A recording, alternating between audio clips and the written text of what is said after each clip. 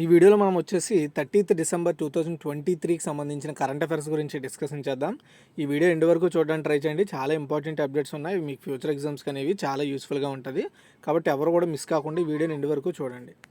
First question చూసుకుంటే, మహర్షి వాల్మీకి అంతర్జాతీయ విమానాశ్రయాన్ని ప్రధాని నరేంద్ర మోదీ ఎక్కడ ప్రారంభించారు? ఆన్సర్ వచ్చేసి అయోధ్యలో అండి. శ్రీరామ ఆలయ నగరమైన అయోధ్యలో మహర్షి వాల్మీకి అంతర్జాతీయ విమానాశ్రయాన్ని ప్రధాని మోదీ గారు ప్రారంభించారు. గత ఏడాది అంటే 2023 ఏప్రిల్లో యూపీ ప్రభుత్వం ఎయిర్పోర్ట్స్ అథారిటీ ఆఫ్ ఇండియాతో చేసుకున్న ఒప్పందం ప్రకారం ఈ ఎయిర్పోర్ట్ని అయితే నిర్మించారు. దీనికోసం 1450 కోట్లకు పైగా ఖర్చు అయింది. అది కూడా ఫేజ్ 1 కంప్లీట్ అయిందనమాట. ఈ విమానాశ్రయం టెర్మినల్ భవనం 6500 చదరపు మీటర్ల విస్తీర్ణంలో ఉంటుంది. ఏటా 10 లక్షల మంది ప్రయాణికులు దీని నుండి సర్వీసెస్ అయితే పొందుతారని చెప్తున్నారు. దీని ఎంట్రన్స్ వచ్చేసి అయోధ్యలో రాబోయే శ్రీరామ మందిరం యొక్క ఆలయ నిర్మాణాన్ని కలిగి ఉంటుంది. టెర్మినల్ భవనం లోపల భాగాలను భగవాన్ శ్రీరాముని జీవితాన్ని వర్ణించే స్థానిక కళా పెయింటింగ్లను కుడ్య చిత్రాలతో డిజైన్ చేశారట. నెక్స్ట్ సెకండ్ వన్, అయోధ్యలో ఆధునీకరించిన రైల్వే స్టేషన్కు ఏమని నామకరణం చేశారు లేదా ఏమని పేరు పెట్టారని కూడా అడగవచ్చు. కాబట్టి ఆన్సర్ వచ్చేసి అయోధ్యధామ్ జంక్షన్ అండి. అయోధ్యధామ్ జంక్షన్. సేమ్ నేను ముందు చెప్పిన క్వశ్చన్లో బాగానే ఉత్తరప్రదేశ్ పర్యటనలో ఉన్న మోదీ గారు ఎయిర్పోర్ట్ని అట్ ది సేమ్ టైం ఆధునీకరించిన రైల్వే స్టేషన్తో పాటు ఇక్కడ 2 అమృత్ భారత్ రైళ్లను ప్రారంభించారండి. అమృత్ భారత్ రైళ్లను 6 వందే భారత్ రైళ్లను ప్రారంభించారు. కొత్త రైళ్లను ప్రధాని మోదీ జెండా ఊపి ప్రారంభించారు. అయోధ్యలో ఆధునీకరించిన రైల్వే స్టేషన్కు అయోధ్యధామ్ అని పేరు పెట్టారట. శ్రీరాముడి స్ఫూర్తిని ప్రతిబింబిస్తూ పలు కట్టడాలను సుందరంగా నిర్మించారు. ఎక్సెట్రా రాముడికి రామాలయంకి సంబంధించి ఆ డిజైన్నే వీళ్ళు ఎక్కువగా ఎంచుకున్నారు ఇంకా. ఓకే, అయితే ఈ స్టేషన్ రైల్వే శాఖ అనుబంధ సంస్థ అయిన rail India technical economic services limited rights వాళ్ళు డెవలప్ చేశారట. 2 అమృత్ భారత్ రైళ్లలో ఒకటి ఢిల్లీలోని ఆనంద్ విహార్ టెర్మినల్ నుంచి అయోధ్య మీదుగా బీహార్లోని దర్భంగా వరకు ట్రావెల్ అవుతుంది.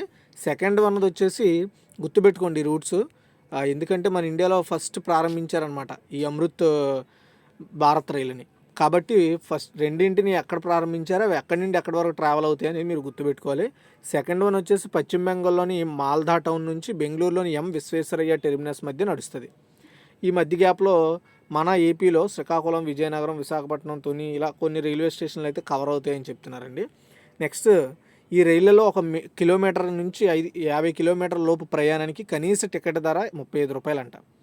చూడండి, అంటే ఎన్ని 50 km ఉంటే అన్ని 35 యాడ్ అవుతాయి మన టికెట్కి. అండ్ టికెట్ ఛార్జీలు ఇతర మెయిల్ అండ్ ఎక్స్ప్రెస్ల కంటే 15 to 17% ఎక్కువగా ఉంటుందట. నెక్స్ట్ థర్డ్ వన్, ప్రజాపాలన అనే ప్రత్యేక ప్రచారాన్ని ఏ రాష్ట్ర ప్రభుత్వం ప్రారంభించింది? ఆన్సర్ వచ్చేసి తెలంగాణ అండి. ఎన్నికల ముందు కాంగ్రెస్ ఇచ్చిన 6 హామీలను అమలు చేయడానికి ఈ కార్యక్రమం లాంచ్ చేసిందనమాట తెలంగాణ ప్రభుత్వం. 100 రోజుల్లోగా అన్ని హామీలను అమలు చేసేందుకు తెలంగాణ ప్రభుత్వం కట్టుబడి ఉందని చెప్పారు. దీని కింద డిసెంబర్ 28న రాష్ట్ర వ్యాప్తంగా ప్రజాపాలన అనే ప్రత్యేక ప్రచారాన్ని ప్రారంభించింది తెలంగాణ ప్రభుత్వము.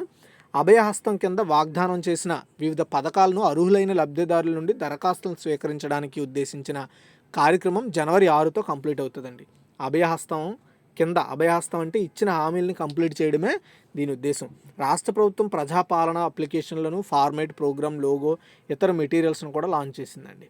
ఓకే, ప్రజలు తమ సమస్యలతో ప్రభుత్వం వద్దకు వెళ్ళే బదులు ప్రభుత్వమే ప్రజల వద్దకు వెళ్ళి వారి అవసరాలు తెలుసుకొని వాళ్ళ సమస్యలను సాల్వ్ చేయాలనేది టార్గెట్గా పెట్టుకున్నారు. రాష్ట్ర వ్యాప్తంగా అన్ని గ్రామాలు, వార్డుల్లో ఈ ప్రోగ్రాం పనిచేస్తుంది.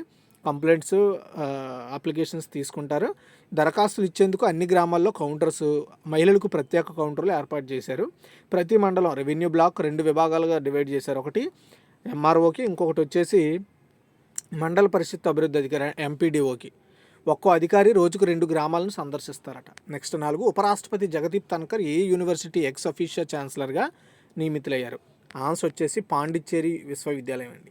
వైస్ ప్రెసిడెంట్ జగదీప్ ధన్కర్ గారు పాండిచ్చేరి యూనివర్సిటీ ఎక్స్ అఫీషియల్ ఛాన్సలర్గా అపాయింట్ అయ్యారు. ఎందుకు అంటే పాండిచ్చేరి అనేది ఒక యూనియన్ టెరిటరీ, రైట్? యూనియన్ టెరిటరీలో ఒకటి పూర్తి అధికారాలను గవర్నర్ కలిగి ఉంటారు. అతనితో పాటు రాష్ట్రపతి కూడా ఆ యొక్క అధికారాలను కలిగి ఉంటారనమాట. కాబట్టి అక్కడున్న యూనివర్సిటీకి ఎక్స్ అఫీషియల్ ఛాన్సలర్గా అపాయింట్ అయ్యారు. పాండిచ్చేరి యూనివర్సిటీ ఎక్స్ అఫీషియల్ ఛాన్సలర్గా జగదీప్ ధన్కర్ అపాయింట్ కావడం జరిగింది. ఆయన అపాయింట్మెంట్ December 5 నుంచి అమల్లోకి వచ్చిందండి.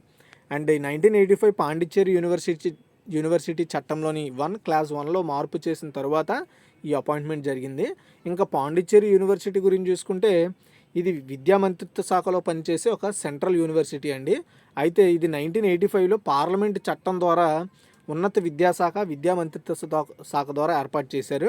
సో దీనికి ప్రజెంట్ వైస్ ఛాన్సలర్ వచ్చేసి గుర్మిత్ సింగ్ అండి. తర్వాత 5th వన్, ఏ దేశ పరిశోధకులు ఒక నవల అంటే ఒక చిన్న అర్థం, నవల అంటే చిన్న, ఒక నవల సోలార్ హార్వెస్టింగ్ మెటీరియల్ను రూపొందించారు? ఆన్సర్ వచ్చేసి భారతదేశం అండి. భారతీయ పరిశోధకులు ఒక నవల సోలార్ హార్వెస్టింగ్ మెటీరియల్ని డెవలప్ చేశారు. ఇది గ్రీన్ మెగ్నీషియంతో విషపూరిత సీసమును భర్తీ చేస్తుంది. ఇది సరసమైన స్థిరమైన ఫోటోవోల్టాయిక్స్ కోసం ఒక ముఖ్యమైన పురోగతిని సూచిస్తుంది. సో భారత సైన్స్ అండ్ టెక్నాలజీ విభాగం ఆధ్వర్యంలో స్వయం ప్రతిపత్తి సంస్థ అయిన హైదరాబాద్లోని international advanced research centre for powder metallurgy and new material సైంటిస్ట్లో దీన్ని అయితే తయారు చేయడం జరిగిందండి. అది సో అంటే ఇది మనకి ఏంటంటే సోలార్ హార్వెస్టింగ్, ఇప్పుడు ఏదైతే మనము సోలార్ని యూజ్ చేసుకుని హార్వెస్టింగ్ మెటీరియల్స్ ఏవైతే ఉన్నాయో వాటికి బదులుగా దీన్ని తయారు చేశారండి. అది సో నెక్స్ట్ దీనికి వీళ్ళు ఏంటంటే MAPBO 0.5 MgO 0.5 Cl2I. సో ఈ పెరోవాస్కైట్ ఫార్ములాను ఉపయోగించి దీన్ని తయారు చేశారంట. Next 6th one, Bloomberg billionaire index ప్రకారం ప్రపంచంలో అత్యంత సంపన్న మహిళ ఎవరు? ఆన్సర్ వచ్చేసి ఫ్రాంకోయిస్ బెటెన్కోర్ట్ మేయర్స్. కాస్మెటిక్స్ దిగ్గజం రియల్ వ్యాపార సామ్రాజ్య వారసురాలు ఫ్రాంకోయిస్ బెటెన్కోర్ట్ మేయర్స్ ప్రపంచంలో అత్యంత సంపన్న మహిళగా చరిత్ర క్రియేట్ చేశారు. ఆమె యొక్క వాల్యూ $100 బిలియన్ పైచిలుకట. సో అలా సంపాదించిన ఫస్ట్ ఉమెన్ ఆమె. అంతేగాక ప్రపంచ కుబేర్ల జాబితాలో ముఖేష్ అంబానీ, గౌతమ్ అదానీ అండ్ అమానికో ఓడేగా వంటి వ్యాపార దిగ్గజాలను వెనక్కు నెడుతూ 12వ స్థానానికి ఎగబాకిందనమాట. ఓకే, అది. తర్వాత 7th వన్, భారతదేశం యొక్క interoperable criminal justice system, దీనే మనము ICJS అంటాము. దీని యొక్క అత్యధిక వినియోగాన్ని నమోదు చేసిన రాష్ట్రం, అంటే ఈ సిస్టమ్ని అత్యధికంగా వాడుతున్న రాష్ట్రం ఏది? అయితే ఏంటి inter operable criminal justice system ఏంటో చెప్తాను. అయితే దీన్ని అత్యధికంగా వాడుతున్న రాష్ట్రం వచ్చేసి ఉత్తరప్రదేశ్ అండి. ఓకే, చూడండి, భారతదేశం యొక్క interoperable criminal justice system యొక్క అత్యధిక వినియోగాన్ని నమోదు చేయడంలో ఉత్తరప్రదేశ్ ఫస్ట్ ప్లేస్లో ఉంది. సో డిజిటల్ ప్లాట్ఫామ్ కోర్టులు, పోలీసులు, జైళ్ళు, ఫోరెన్సిక్ ల్యాబ్లు అతుకుల్లేని డేటా షేరింగ్ను అనుమతిస్తుంది. ICJS ఏంటంటే ఫర్ ఎగ్జాంపుల్ ఒక కేసు వచ్చినప్పుడు ఆ కేసుకి సంబంధించిన ఫైల్స్ని, జైలుకి సంబంధించిన రిపోర్ట్స్ని, తర్వాత కోర్టు రిపోర్ట్లని, ఫారెన్సిక్ ల్యాబ్ రిపోర్ట్లని, వీటన్నింటిని ఒకరికొకరు ఈజీగా షేర్ చేసుకునేలా అవకాశం కల్పిస్తుంది. వీళ్ళకి మాత్రమే, బయట వ్యక్తులకు కాదు. సో సెకండ్ ప్లేస్లో మధ్యప్రదేశ్ ఉంది. ICJS అంటే ఇది న్యాయ ఉపకరణ యొక్క వివిధ స్తంభాలను వంటి, అంటే ఏంటంటే లైక్ FRIలు అండ్ విచారణ రికార్డులు, కోర్టు తీర్పులు, ప్రాసిక్యూషన్ వివరాలు, ఫారెన్సిక్ డేటా, ఇలాంటివన్నింటిని కూడా ఒక దగ్గర పొందుపరుస్తుంది అనమాట ఆ డేటా, ఆ సిస్టమ్ ద్వారా. ఫర్ ఎగ్జాంపుల్ ఇప్పుడు అర్జెంటుగా ఈ ఇన్ఫర్మేషన్ ఏదైనా కోర్టుకి కావాలనుకో, కోర్టు ఆన్లైన్లో చెక్ చేసుకోవచ్చు. అండ్ ఇన్ కేసు పోలీసులకు కావాలంటే పోలీసులు, కోర్టు తీర్పులు ఏం కావాలంటే అది మనం చూసుకోవచ్చు. ప్రాసిక్యూషన్ వివరాలు ఏంటి అనేది, లేదా విచారణ కోర్టు అనేది ఆ పర్టికులర్ వ్యక్తి తన కోర్టు విచారణకు సంబంధించిన విషయాలను తెలుసుకోవచ్చు. అలా ఇది కేసుల దాఖలు నుండి నేరారోపణ వరకు, ఒక కేసు మనం పెట్టిన తర్వాత నుండి ఆ కేసు కంప్లీట్ అయ్యేంత వరకు పూర్తి డేటాను మనకు అందిస్తుంది. నెక్స్ట్ 8, బ్రిక్స్ సమూహంలో చేరడానికి వచ్చిన ఆహ్వానాన్ని ఏ దేశం అధికారికంగా తిరస్కరించింది? సో బ్రిక్స్ అంటే అందరికీ ఐడియా ఉంటుంది. బ్రిక్స్ ఫుల్ ఫామ్ ఎవరికైనా తెలిస్తే కామెంట్ చేయండి. నేను చాలాసార్లు అడిగాను దీని ఫుల్ ఫామ్, చాలామంది చాలాసార్లు చెప్పారు. మళ్ళీ అడుగుతున్నాను, ఎవరికైనా తెలిస్తే కామెంట్ చేయండి. తెలియని వాళ్ళు కామెంట్లు చూస్తే మీకు తెలుస్తుంది. ఆన్సర్ వచ్చేసి అర్జెంటీనా అండి. అర్జెంటీనా అధ్యక్షుడు జేవియర్ మిలీ, ఈయన బ్రిక్స్ అంటే బ్రెజిల్, రష్యా, ఇండియా, చైనా, దక్షిణాఫ్రికా ఈ సమూహంలో చేరడాన్ని, ఆయనకి ఇన్విటేషన్ వచ్చింది ఆ దేశం చేరండి అని, కానీ ఆ ఇన్విటేషన్ ఈయన తిరస్కరించాడట. కూటమికి దూరంగా ఉండాలన్న అర్జెంటీనా నిర్ణయాన్ని పటిష్టం చేస్తూ ఆయన ఈ నేతలందరికీ లేఖ పంపారట. సాంప్రదాయ రాజకీయ పార్టీలపై గణనీయమైన ఎన్నికల విజయం తరువాత ఇటీవల పదవిని స్వీకరించిన స్వేచ్ఛావాద బయట వ్యక్తి అర్జెంటీనాను బ్రిక్స్లో పొత్తు పెట్టుకోవద్దని తన ప్రచార సమయంలో ప్రతిజ్ఞ చేశాడంట. దాన్ని ఉద్దేశించి నేను బ్రిక్స్లో చేరనని అతను చెప్పేశాడు. నెక్స్ట్ 9, ఏ రాష్ట్రంలో మిలిటెంట్ సంస్థ అయిన United Liberation Front of Assam ఉల్ఫాతో కేంద్ర రాష్ట్ర ప్రభుత్వాలు శాంతి ఒప్పందం చేసుకున్నాయి? యాక్చువల్గా ఈ పర్టికులర్ మిలిటెంట్ గ్రూప్లోనే ఉంది. అది ఏ రాష్ట్రం అంటే అస్సాం అండి. సో అస్సాంలో మిలిటెంట్ సంస్థ అయిన United Liberation Front of Assam, దీన్ని ఉల్ఫా అంటారు. దీంతో కేంద్ర రాష్ట్ర ప్రభుత్వాలు ఒప్పందం చేసుకున్నాయి. అస్సాం రాష్ట్రమును కేంద్ర అంటే భారత ప్రభుత్వం 2 ఒప్పందాలు చేసుకున్నాయి. ఏంటి? శాంతి ఒప్పందాలు. ఆ రాష్ట్ర చరిత్రలోని ఇది ఒక కీలక ఘట్టంగా నిలిచిపోతుందని కేంద్ర హోంశాఖ మంత్రి అమిత్ షా, అస్సాం సీఎం హిమంత బిశ్వ శర్మ సమక్షంలో ఈ ఒప్పందం జరిగింది. ప్రజలకు ఈరోజు మర్చిపోలేని రోజు అని చెప్పారు. ఉల్ఫా హింస వల్ల చాలామంది ప్రజలు సుదీర్ఘకాలంగా ఇబ్బందులు పడుతున్నారు. సో ఇప్పుడు ఈ ఒప్పందం ద్వారా అక్కడ శాంతి నెలకొంటుంది. దానివల్ల ఎలాంటి ఎవరికి ప్రాబ్లమ్స్ ఉండవని. United Liberation Front of Assam అనేది ఒకటి, అక్కడ ఏమైనా తప్పులు జరిగితే వాటిని ప్రశ్నించడానికంటూ ఏర్పాటైన పార్టీలు అనమాట ఇలాంటివన్నీ కూడా. సో వీటిని మిలిటెంట్ సంస్థలు అంటారు. అంటే ఒక సామాజిక వర్గానికి లేదంటే ఒక ప్రభుత్వానికి వ్యతిరేకంగా పనిచేసే శక్తులు అంటాం వీటిని. తర్వాత 10, జేడీయూ రాజకీయ పార్టీ నూతన జాతీయ అధ్యక్షుడిగా ఎవరు ఎన్నికయ్యారు? నితీష్ కుమార్ అండి. నితీష్ కుమార్ ప్రజెంట్ బీహార్ రాష్ట్రానికి ముఖ్యమంత్రిగా ఉన్నారు. ఆయన ఈ జేడీయూ పార్టీకి, సో జేడీయూ అంటే జనతాదళ్ యునైటెడ్ అనమాట ఫుల్ ఫాము. దీన్ని మనము జేడీయూ అంటాము. ఈ పార్టీకి అధ్యక్షుడిగా, సో నేషనల్ ప్రెసిడెంట్గా బీహార్ ముఖ్యమంత్రి నితీష్ కుమార్ అపాయింట్ అయ్యారనమాట. సో ప్రస్తుత అధ్యక్షుడు లలన్ సింగ్ స్థానంలో ఈయన ఎన్నుకున్నారు. సో అయితే ఈ జనతాదళ్ యునైటెడ్ అనేది ప్రధానంగా తూర్పు ఈశాన్యం ఇండియాలో రాజకీయ ఉనికిని కలిగి ఉన్న ఒక ఇండియన్ పొలిటికల్ పార్టీ. జేడీయూ బీహార్లో ప్రభుత్వానికి నాయకత్వం వహిస్తుంది. మణిపూర్లో 2వ అతిపెద్ద పార్టీగా కొనసాగింది. 2019 భారత సార్వత్రిక ఎన్నికల్లో జేడీయూ 16 స్థానాలను గెలుచుకుంది.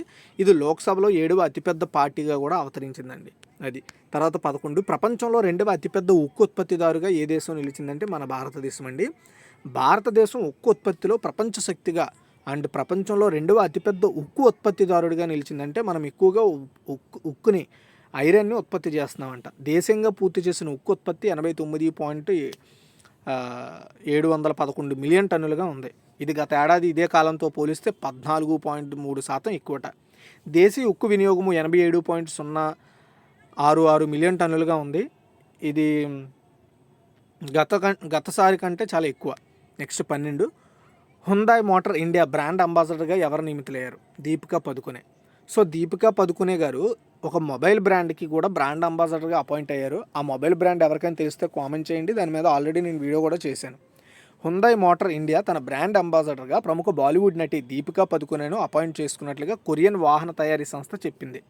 హుందాయ్ స్టైల్ అండ్ పెర్ఫార్మెన్స్, అసమానమైన డ్రైవింగ్ అనుభవానికి సంబంధించిన నిబద్ధతను ఆమె నొక్కి చెబుతుంది. అంటే ఈ సింపుల్ అండి, హుందాయ్ మోటార్స్ని ఆమె ప్రమోట్ చేస్తుంది. సో ఆ ప్రమోషన్లో ఈమె ఒక భాగంగా పనిచేస్తుంది అంతే. ఓకేనా? సో ఇదిగే ఓవరాల్గా ఇన్ఫర్మేషను. మీకు క్లారిటీగా క్విక్ రివ్యూ కూడా ఇస్తాను. మీకు ఏమైనా డౌట్స్ ఉన్నాయా, లేదా నేను స్పీడ్గా చెప్తున్నానా, లేదా ఇంకా స్లోగా చెప్తున్నానా, మీ సజెషన్స్ నాకు కామెంట్లో చెప్పండి. అవి నెక్స్ట్ వీడియోలో నేను క్లియర్ చేసుకుంటా. అండ్ ఫస్ట్, మహర్షి వాల్మీకి అంతర్జాతీయ విమానాశ్రయాన్ని ప్రధాని నరేంద్ర మోదీ గారు ఎక్కడ ప్రారంభించారంటే అయోధ్యలో ఆధునీకరించిన రైల్వే స్టేషన్కి ఏమైనా నామకరణం చేశారంటే అయోధ్య ధామ్ జంక్షన్. అండ్ ప్రజాపాలన అనే ప్రత్యేక ప్రచారాన్ని ఏ రాష్ట్ర ప్రభుత్వం ప్రారంభించిందంటే తెలంగాణ. ఉపరాష్ట్రపతి జగదీప్ ధన్కర్ ఏ యూనివర్సిటీ ఎక్స్ అఫీషియల్ ఛాన్సలర్గా రీసెంట్గా అపాయింట్ అయ్యారని అడిగితే పాండిచ్చేరి యూనివర్సిటీ. పాండిచ్చేరి మీన్స్ పుదుచ్చేరి. ఏ దేశ పరిశోధకులు ఒక నవలా సోలార్ హార్వెస్టింగ్ మెటీరియల్ని రూపొందించారు అంటే భారతదేశము. అండ్ బ్లూంబర్గ్ బిలియనర్ ఇండెక్స్ ప్రకారం ప్రపంచంలో అత్యంత సంపన్న మహిళ ఎవరు అంటే ఫ్రాంకోయిస్ బెటన్ కోట్ మేయర్స్. అండ్ భారతదేశం యొక్క interoperable criminal justice system, దీన్ని ICJS అంటారు. దీనిని అత్యధికంగా వాడుతున్న రాష్ట్రం ఉత్తరప్రదేశ్. అండ్ బ్రిక్స్ సమూహంలో చేరడానికి వచ్చిన ఆహ్వానాన్ని ఏ దేశం అధికారికంగా తిరస్కరించిందంటే అర్జెంటీనా. ఈ రాష్ట్రంలో మిలిటెంట్ సంస్థ అయిన యునైటెడ్ లిబరేషన్ ఫ్రంట్ ఆఫ్ అస్సాంతో కేంద్ర రాష్ట్ర ప్రభుత్వాలు శాంతి ఒప్పందం కుదుర్చుకున్నాయంటే అస్సాం. జేడీయూ రాజకీయ పార్టీ నూతన జాతీయ అధ్యక్షుడిగా ఎవరు ఎన్నికయ్యారంటే నితీష్ కుమార్. ప్రపంచంలో 2వ అతిపెద్ద ఉక్కు ఉత్పత్తిదారుగా ఏ దేశం అవతరించిందంటే మన India. Hyundai motor India brand అంబాసిడర్గా ఎవరు అపాయింట్ అయ్యారంటే దీపికా పదుకునే. ఓకేనా? మీకు ఏం డౌట్స్ ఉన్నాయా కామెంట్ చేయండి, క్లియర్ చేద్దాం, డిస్కస్ చేద్దాం. And thanks for watching guys ఈ వీడియో చూసినందుకు.